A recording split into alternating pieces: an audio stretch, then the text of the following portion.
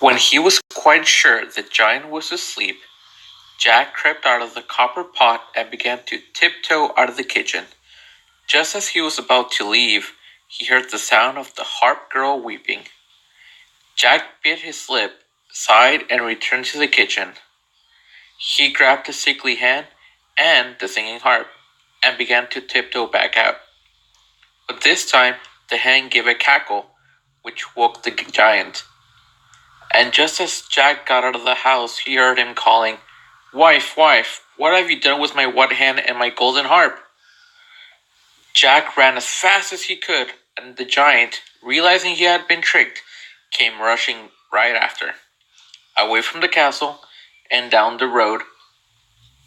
When he got to the beanstalk, the giant was only 20 yards away when he suddenly saw Jack disappear. Confused, the giant peered through the clouds and saw Jack underneath climbing down for dear life. The giant stomped his foot and roared angrily, "Fee, fi, fo, fum. I smell the blood of an Englishman, be he alive or be he dead. I'll have his bones to grind my bread." The giant swung himself down onto the beanstalk, which shook with his weight.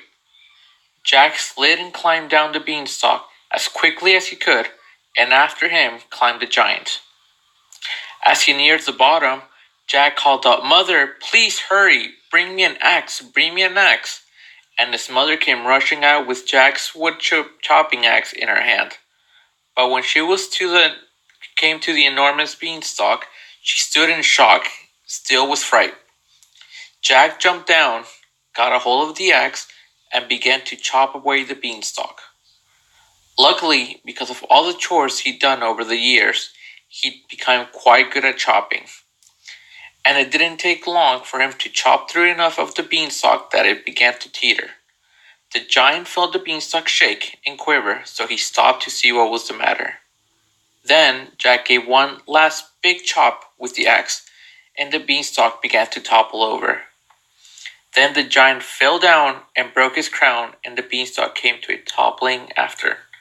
The singing harp thanked Jack for rescuing her from the giant.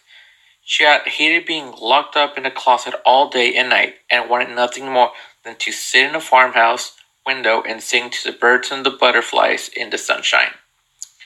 With a bit of patience and his mother's help, it didn't take long for Jack to get the sickly hen back in good health, and the grateful hen continued to lay a fresh gold egg every day.